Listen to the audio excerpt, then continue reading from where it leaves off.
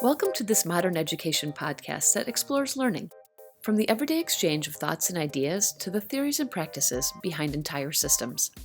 Think education is cool? So do we. So we pair two conversations: learn about our guests, then learn from our guests. Share your takeaways, and come back for more. You're listening to Think, Pair, Share with me, Audrey Scott.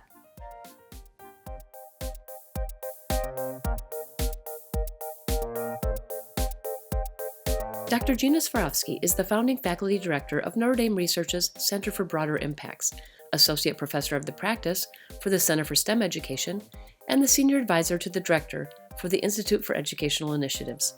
Gina's considerable gifts have helped conceptualize and analyze the effectiveness of many programs, and her vision and leadership is integral in supporting faculty in amplifying the societally relevant impacts of their research, both today and for future generations. I'm very happy to welcome her to Think, Pair, Share today. Hi, Gina. How are you? I'm great, Audrey. Thanks. It's great to see you. Oh, it's so nice seeing you. And even though we're on Zoom, I know one of the things I'm going to talk to you about are the gears behind you. I love those so much. But first of all, are you doing okay? Let me ask about you before I ask about the gears. Okay. Yeah, I'm doing great. You know, a little bit of the fall time cold going on here, but otherwise, things are going really well. Great. I'm right there with you on that cold thing. So it's just November in South Bend. Sorry, listeners. Thanks for bearing with us on that. Exactly. All right. Tell us about what's behind you. I know a little bit about the gears, but they're all these wonderful, are they wood? Yeah. So this is actually a great story. When we did the great office reshuffle, once Remick Family Hall opened, I ended up moving to a different office on the same floor, the third floor of Carol Sander Hall. And there's this part in my office, which is like about a 4-foot wide part of a wall where you would normally have like a statement piece of art. I am not a purveyor of gigantic portraits or other, landscape art that would fit that. And so for a little while, I was trying to figure out what could I put there that would be like personally meaningful, professionally meaningful, not like going to Walgreens and printing like a 16 by 20 portrait of my family, but something that would make a lot more sense there. I'm very STEMmy, as people know. So I wanted something to do with STEM. And for a while I worked in museums. And so I was like, what if it could be interactive? Oh, yes. Yeah. And then I just remember one of my favorite exhibits is a common one in children's museums, which is like a gear wall where you have gears that are like magnetic and they stick to the wall and you can like spin them. And it just really gets kids really engaged and kind of thinking about, how do these things work and how do they fit together and all that. Yeah. So I looked for about 15 minutes. I looked at how much it might cost to actually get that, like the actual museum exhibit in my office, and then was quickly realized that would not be an appropriate purchase to make because I'm not actually a museum. So then I remembered that one of our STEM teaching fellows from Minnesota, Dr. Mark Westlake, has this incredible lab at his school. And he actually had made a gear wall with the engineering design process that he showed me when I was like visiting there. And I was like, I wonder if Mark would be up to having his students maybe like design something for this wall. That would be awesome. And so I reached out to him via email, fully expecting he's got a full teaching load. He's doing all these all the things that all of our, educators are doing. Yeah. And literally within like a couple hours, he wrote back and he's like, this would be an awesome opportunity for my students. We would love to do this. And it was great. So we engaged in kind of this, a few emails back and forth just in the design process of it all. And Mark and his students built this. And so it's made, out of 2 big pieces of wood that are like the anchor for the piece. And then they designed all the gears and then they laser cut them and they stained them and put it all together. And then they had to make a custom built crate to ship it because you can't just drop it off at the store. And like the crate weighed more than the piece itself. So I'm happy to say that this is the first thing I've ever had that's needed to be shipped on a semi truck. but Yeah. it arrived in great shape. And it was like a very jovial and ceremonial unboxing by Dave. Mm. He deconstructed the crate for us, and then it kind of sat out on the third floor of Carol Sander Hall for a while, just laying flat because we needed the folks who come hang the things to Mhm. come. And I was like, make sure that you bring 2 people because the sucker is heavy. So I believe it's about 45 pounds. Wow. Like overall. So they came with the industrial size drywall anchors.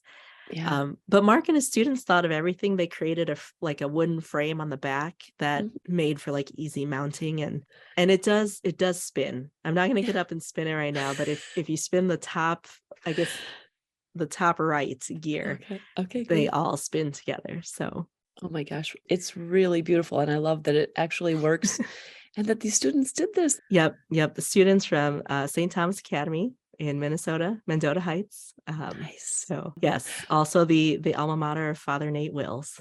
Oh, So wow. yeah. Bonus.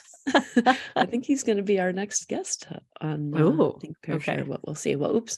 Spoiler alert. Yeah. For people who don't know you, you are most affiliated with the engineering portion of STEM. So we'll get into that a little bit too. Yes, But for this sure. is looks like a marvelous feat of engineering back there. I'm really grateful. This is an amazing piece of art, and kind of at that integration of like art and engineering. Beautiful. And the work of the students is really great to have here hanging in the office. Yeah, it all comes Yeah. together in that piece. That's lovely. Well, thank you for sharing that for sure. And Of course. go to the website and social media. We'll share these pictures of the gears when the episode drops. So, okay, well, I know you're probably like, let's talk more about gears because the next section is the grab bag section. Oh, No. geez. Okay, I'm ready. Okay, great. It's no surprise, of course, that for November we're going to do a Thanksgiving grab bag. So Ooh, lovely. Yeah. I was challenged to maybe find some things I hadn't used last year, but no, I actually found some new things I didn't know about Thanksgiving to a certain extent. So, actually, side note, do you have a favorite food part? Okay, well, so you guys know that my last name is Svarovsky because that's my married last name, but my maiden name is Novoa. So the Novoa family tradition for Thanksgiving, my Yeah. parents are Filipino immigrants. Yeah. So we made a tropical turkey growing That up. sounds good. So Yeah. instead of the usual like stuffing and whatever, like we never did that. We would stuff our turkey with like pineapple and raisins and apples and like brown sugar, a little bit of like green onion, salt and pepper. And so it was very like tropical and fruity.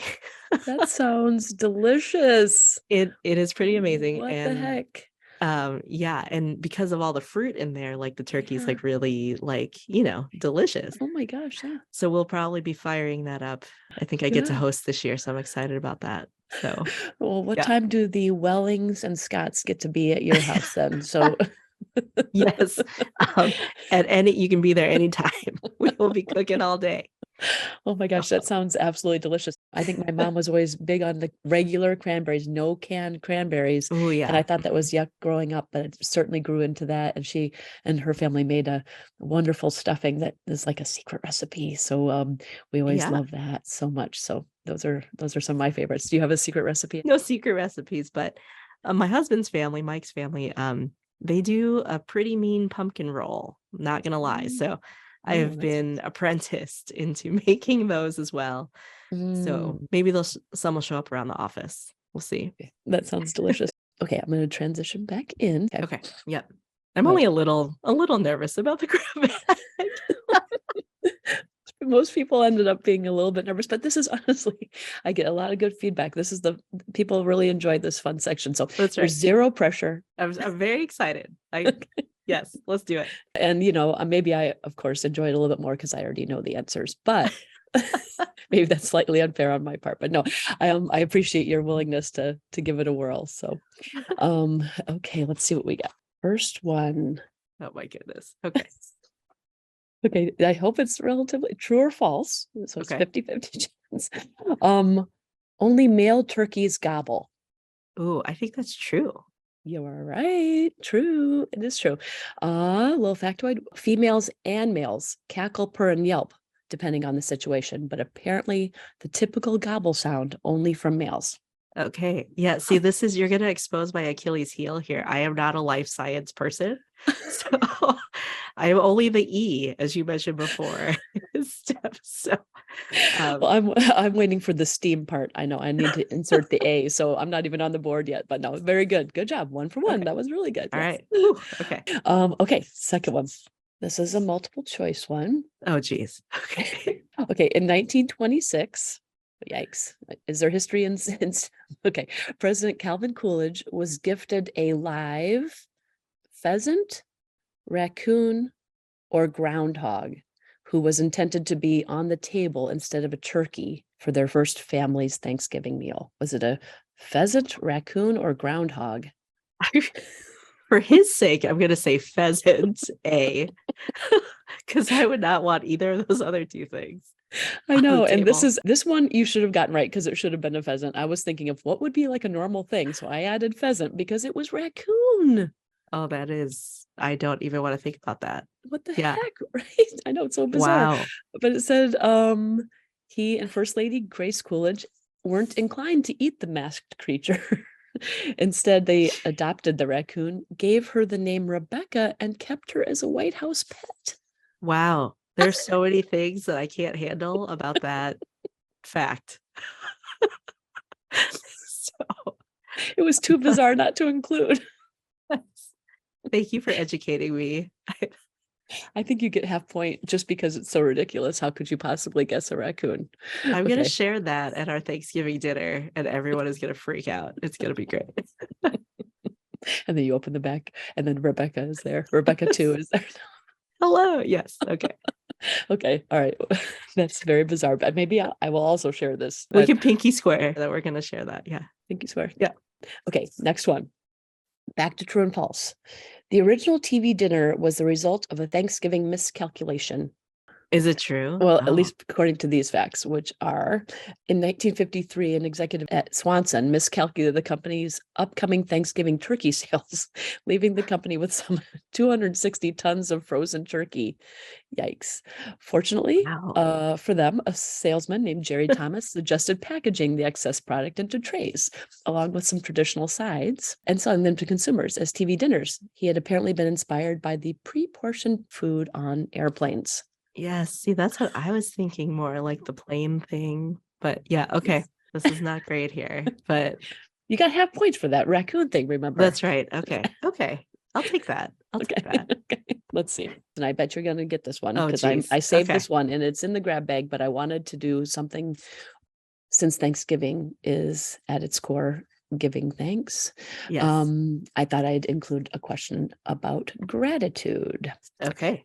So, does gratitude make us optimistic and happier, improve relationships, increase self-esteem, improve sleep and overall physical health, or all of the above?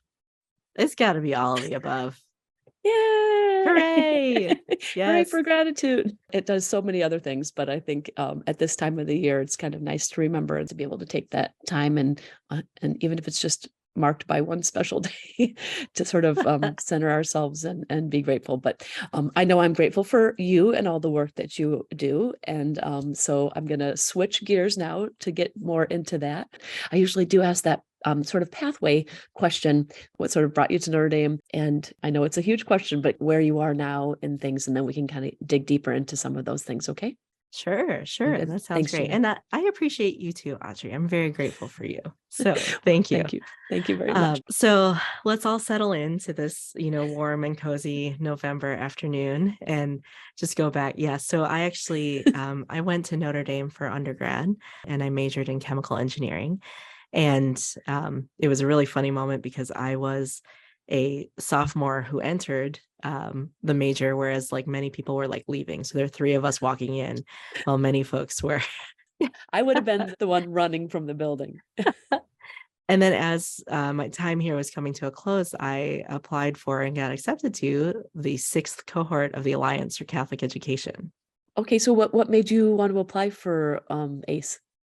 Yeah, I think I always had like a deep interest in being some sort of educator. I didn't know at the time if it was going to be a professional calling, or just kind of, an informal educator role, but or a mentor of some sort. But I do think it was just a way for me to really live into that and see, where is that intersection for me of like Wow. all the things that I've done here in undergrad and Yeah. education. And ACE was kind of the perfect fit for Oh, that. yeah. So I was in St. Petersburg, Florida at St. Pete Catholic High School. Go Barons. I had a great 2 years there. I wasn't sure if I would stay in the classroom or like do graduate work. Some of it was like circumstantial in terms of the decision, but I ended up going to graduate school at the University of Wisconsin, and then really trying to continue to dig into these questions around this intersection of engineering and education, particularly for students who are traditionally underrepresented or underserved in the engineering field. So just thinking about how to make engineering more engaging and welcoming to audiences where perhaps it wasn't traditionally. So as I finished up the PhD, then I actually started working. I did a brief stint as a faculty supervisor here for ACE, which was great. Nice. And then started working at the Science Museum of Minnesota in St. Paul, Minnesota. And I was there for 5 years in their research and evaluation unit. It was great to have a desk that was about 50 feet from a dinosaur. Seriously? So Oh yes, my gosh, it that's was awesome. great. I mean, there was a wall between us, but Did they have gears on the walls? oh yes, they did have a few gear exhibits at that Okay. point. Yeah. Cool. So I heard while I was there at the museum, the Center for STEM Education was starting up, and luckily there was a role there that opened up that was focused on engineering education, particularly for like K-12 audiences. Nice. And lo and behold, here I am. So Okay. I've done a number of things here at the Institute for Educational Initiatives since kind of coming back in 2014. But now I have kind of a 3-component role. I have 3 parts to my job. So the first thing is, I am a faculty member in the Center for STEM Education. As part of that, part of my job, I do some research still on kids and families in engineering. We also run the STEM Teaching Fellows program. And so I am a core faculty member in that program and love helping teachers think about engineering and bringing that into the classroom for middle school students, and also STEM integration. I've seen some of that firsthand. That's a fantastic program. I love that. During the summers, seeing what you guys are doing, I get to peek in on that. So that's great. Yeah. That's right. Yes, you've been there when the Yeah. teachers are like filtering things or like Yes. building platforms that float. Yes, absolutely. And that's part of what we'll get into later is I don't know if I ever really was exposed to that kind of stuff. And I love that you are exposing people to that. So we'll get into that later, but I'm sorry, go ahead. So okay. Yep, that's great. So that's kind of my main stuff for the Center for STEM Education. And then a quarter of my time, I help out here at the Institute level on the Institute leadership team as the senior advisor to the IEI director, who's Mark Behrens, who was a former guest. Yes, it is. Big fair share. Love talking to him too. Yes. And excited to be helping the Institute kind of embark on, kind of a new era here. And then the last quarter of my job is the one that it's probably changed most recently. So I am the faculty director of a newly founded center, which is a university center called the Center for Broader Impacts. And it's actually housed not in the IEI, but it's housed in Notre Dame Research, or wonderful. NDR. So that's Notre Dame's Office of Research. It provides the significant infrastructure for the whole university in terms of supporting faculty and other researchers and kind of all of their research endeavors, from like applying for grants, like getting grant proposals out the door, to when they get those grants, like helping them manage those grant funds, and really just helping our faculty try to be as successful in their research endeavors as possible as part of like building the academic reputation of Notre Dame. That sounds fantastic. Honestly, it does. And I am so encouraged, and I know it's just in its first couple of steps here because it's brand new, but That's so right. excited that you'll be heading that up. Can you tell us a little bit about the genesis of that? Absolutely. So some folks may know that about a year ago, actually, we were in the third phase of an initiative here at Notre Dame called Moment to See, Courage to Act. Mhm. And in this phase of the work, there was kind of a call for big ideas from the Notre Dame community, from the provost. And so, we all submitted like these 3-page proposals on kind of some big ideas that we have. And there were several here in the Institute that were just like really outstanding ideas that our colleagues submitted. Yeah. But I submitted this one for the Center for Broader Impacts because, for however many years I'd been here at that point, probably 7, I would get called off the bench because I'd worked in a museum and people are like, oh, you understand this thing called broader impacts, which is a key component of proposals that are typically funded by the National Science Foundation or the National Institutes for Health, or and increasingly other federal foundations that give grants for research. They want to know, how is that researcher going to actually broaden the impact of that research that they're doing? How do they take it beyond the lab or beyond kind of this very narrowly focused thing to kind of actually improve society or like increase the benefit to society or the community at large? But it really is, according to the definition specifically from the National Science Foundation, it's just like, how do you propose to achieve like societally relevant outcomes that's kind of like beyond the scope of what happens in your lab? So the Center for Broader Impacts, I pitched it as like, well, we could provide some infrastructure for the university to help with that, because a lot of our faculty who are embedded in kind of in their departments and they're running their own research labs, like they're focused on that. They're focused on like figuring out like the next great, theory or the next great approach to developing something. And they may not have a lot of experience or expertise in doing broader impacts work. But there are some of us who do have experience in that. So how can we help find ways for faculty to like more easily plug in to really powerful ways of connecting like their research to, the broader public, or to educators, or potentially like to, healthcare professionals. And the center, even though, we're just starting, like that's what we hope to do. I would say that the main goal of the center is really to just try to amplify the research that's happening here at Notre Dame and kind of extend the public reach of the work that's happening from our faculty and kind of the big research centers on campus. That's a fantastic goal. The way that I see it is like these federal funding agencies are like investing in the folks doing the research here. And beyond kind of the, your standard pieces that come out of a research project at the end, like besides the journal papers and besides kind of, those scholarly pieces, it's like, what other impacts to communities and society can this have kind of more immediately? How does it move beyond kind of the conference presentations and the journal articles and really kind of get more quickly perhaps into the public or into society or into the community? For example, can younger children like learn about this, like middle school students or high school students? Can K-12 teachers kind of engage with these ideas and really help students understand, more like the nature of science or like what's happening in engineering like today, and not necessarily what it can be represented in textbooks that may be quite dated.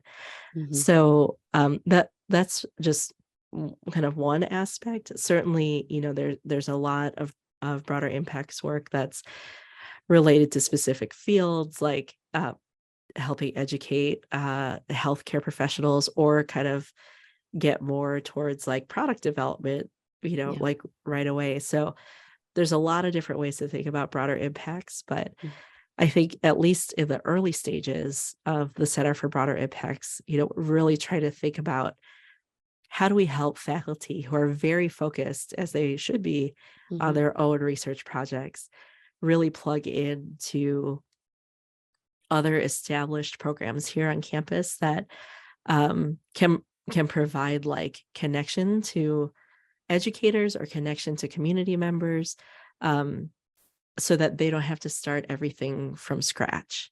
Right. So just one quick example of Mhm. what that might look like. So as part of the Center for STEM Education, we have people, kind of going through the STEM Teaching Fellows program.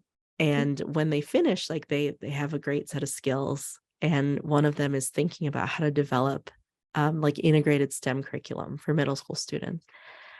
And so we have this this opportunity for Notre Dame faculty, if they want to include some money in their grants as part of their broader impacts effort, they can partner with us here at the STEM Center to host what we call like a STEM teacher residency. And for 1 week, we have people who've been through our fellowship come to campus, spend a week in this person's lab, this this faculty researcher's lab. They're learning about the new science or the new engineering that's happening, and then they think about, how can I connect some of those concepts that I just learned to things that I have to teach in the middle school classroom. And they will write a piece of curriculum based on that. And then they take it back to their classroom, they test it, they revise it, and then they're able to share that out to other educators. So that's like one example of, the type of partnership that can happen between like other university folks and other university faculty and researchers, and folks who are connected to educators and community members, and just getting that research kind of out of the lab and into a more public sphere. Okay, this is very interesting. And I know, again, that it's in its early stages, but may I ask, is there a hope for a year down the line, 5 years down the line, or whatever? Would there be a place where everyone kind of interfaces with something in the research department?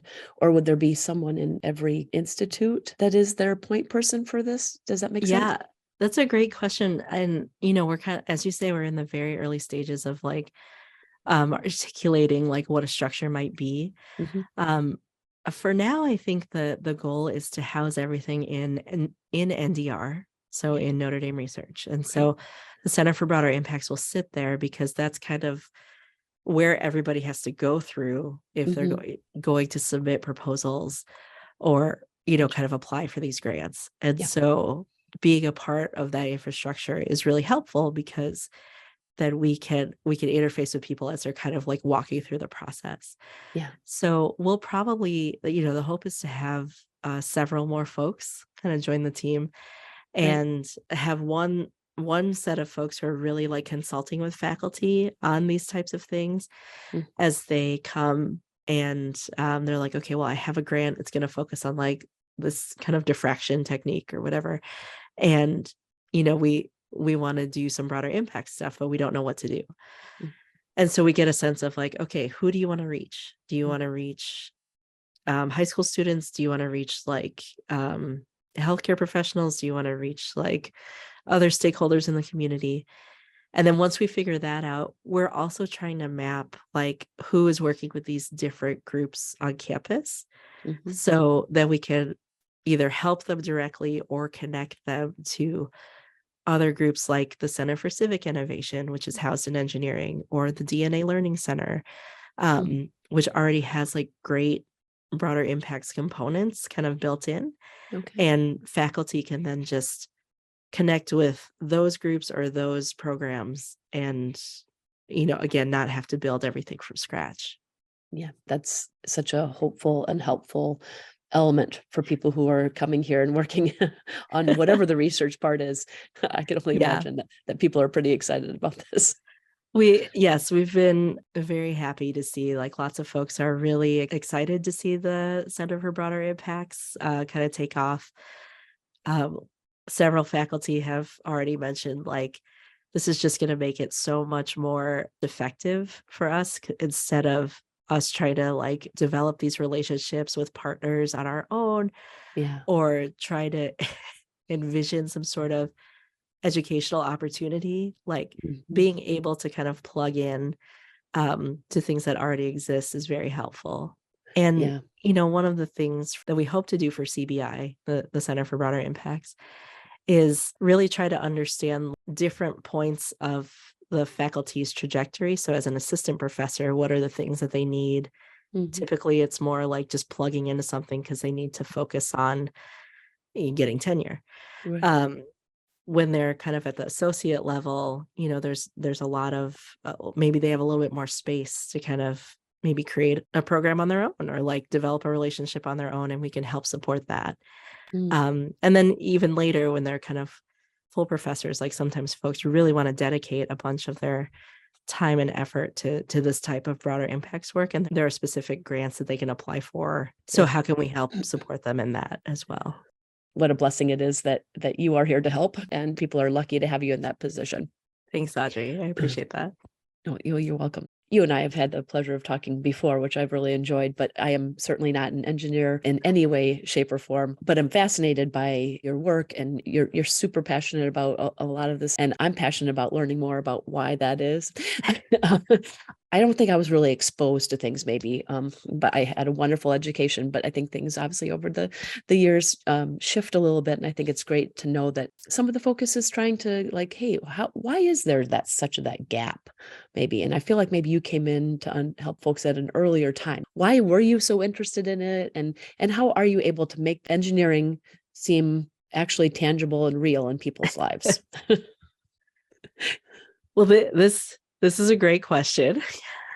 Well, maybe hopefully this isn't too far of a tangent, but I really heard your point about like not being exposed to engineering like early on. And that's one of the main areas of focus for my own research, because I look at how young kids, like real little kids, and their families can dig into engineering and like kind of demonstrate really deep engineering practice through fun activities that we design and create for them. But let me start by saying I didn't know what engineering was until I showed up to Notre Dame. Oh. And my high school teachers had talked about it a little bit, but I didn't really feel like I had a good sense of it. And that may have been why I didn't do it in my first year, because I didn't know what it was. And then I had friends who were engineers. And I was like, wow, that sounds really awesome. Yeah. And I want to do that. And so that's why I switched in. As I reflect on kind of like the trajectory for me, I feel like I had always been around engineering in my home growing up, but I didn't know it because it didn't look like what quote unquote professional engineers did. So my dad would design and build furniture all the time at home. He's built like, probably on the order of like 20 to 30 pieces like over my lifetime. And they're not like the pieces that you would see like at IKEA, right? They're much more like functional, and all of them have wheels because he likes things that roll around. But we talked, when I was little, he would always be building something. He would be sketching some stuff out. He would be designing it. And it was just to kind of fill the needs that we had in our home. He would make a bench or like a table or something. And, I would see kind of stages of the engineering design process just kind of inherent in what he was doing. Nice. But I didn't know that that's what engineering could be or what it was. And so I feel like I'm very lucky to be doing the research that I'm doing, because I feel like we get to open up that door for young kids and their families earlier. And it's not just about helping young kids understand that the way that they're going about problem solving and the way that they're iterating on their design ideas and like coming up with plans and brainstorming as a 4 and a 5-year-old, like that is engineering. It looks different and it's with different materials. And it's with different kind of like designs, right? Like they're building structures out of blocks and stuff, and not like, the Skyway Bridge or something like that. But they're still, you got to start somewhere. That's right. Like they're still engaging in these really core engineering practices, and to learn at a young age that they're able to do that and that they are doing that is I think really, we hope, very impactful for them in terms of believing that they can be a person who does that type of thing, or they can kind of take a creative approach to solving a problem and think really kind of analytically about trade-offs, even when they're thinking about it in terms of building a shelter for a cute little stuffed dog or something like that. So, which we do actually do. We have stuff. We have Oh, stuffed doggies and stuffed chicks, oh little yeah. baby hens. So Yeah. yes. I think the point they want to make too, though, is like what we've been surprised about in our research is that the parents who learn that their kids are doing engineering and that they actually engage in engineering practices when they're trying to solve challenges like how do I get me and like these other people in my home to where they need to be in the morning and like everybody on time and everybody fed and everybody like you're figuring out a really complex process there Hmm. and you have to design that process, you have to iterate on it, you have to optimize it. Like those are all engineering things. And when parents that we work with, many of them are Head Start families, um, when they start to feel that empowerment of like, oh, like I'm actually doing a complex thing just by solving, everyday situations with this approach, it really it opens up for them what they see their children doing Yeah. in solving problems and helps everybody see we are all able to do this. Yeah. And they can support that in their kids because they can recognize it now. I love that you said empowering because they probably never thought of that. I wouldn't have thought of that as an engineering cycle. Mhm. And I think that's fascinating. Well, and that there will be folks who argue like a more traditionally narrow view of engineering. Like that's what engineering is. It's the engineering Sure. design process.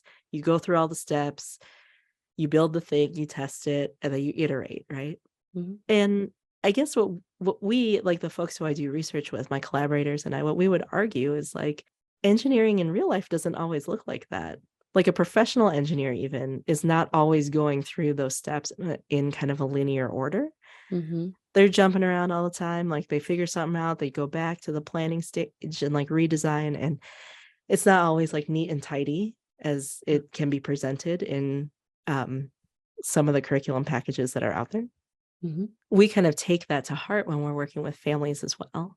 It's like the way that you approach this, it's not going to be like that you have to go through each step individually and only then will it count as engineering. Like Right. if you have a family engaged in kind of deep discussion about how they're going to build a structure for these like three little chickens and protect them from dangerous predators, from the Mhm. elements and stuff. Mhm. And they're really coming up with this detailed plan for how to do that. Yeah. And then they build it and then they stick the chickens in there and they don't fit. And so they have to like revise it. Um, Oops. right. It's like there's a lot of engineering that's happening in that conversation. Yeah. And it can be really helpful for them to see like a broader definition of what different engineering practices can be. And like one of the big ones that we see in the research that we're doing is like how the kids and their caregivers can really focus on what we call user-centered design. Mm. So it's like how do you design something while really considering the needs of the person or the thing that's going to use that design. Mhm. So we see it all the time with the videos that they send us. Like they're really focused on like the needs of the little stuffed doggy or and they're making specific designs for that. And that is something in kind of even upper level engineering that can be hard to do and remember. Like you Mhm. Mhm. are really trying to, yes, you're balancing all these constraints of like finishing on time and on budget and all that, but you still have to center the needs of the person who's using the thing. Mhm. um and these little kids are doing that kind of just um you know naturally. and Yeah. Yeah. and so it's helping them build empathy. Yes. Mhm. And yeah, engineering can really help kids practice dealing with frustration and Yeah. Yeah. a bunch of these other skills that aren't Yeah. necessarily tied directly to the engineering design process. So Well, yeah. I think that is a critical piece. Yes, and I should say that we did a lot of our data collection for one of our actually two of our studies like during kind of the height of the pandemic. Wow. And so everybody was home, right? Wow. Oh, And okay. Yeah. one of the things that we kept hearing, which really started to open our eyes to kind of the potential power of this stuff, is that when families were working on these activities together, they could see each other, particularly the caregivers looking at the kids in a new way of Mm. like, Oh, they're actually like really creative in their problem solving. Oh, And when you're facing everything you're facing during the pandemic, like mm, it was just really refreshing for them to kind of see like and just interact in a way that wasn't like super intense. Like they were mhm. just kind of having fun with this activity, Yeah. but also the kids started to show that like they were believing that they could do things, like they could build solutions. Mhm. Yeah.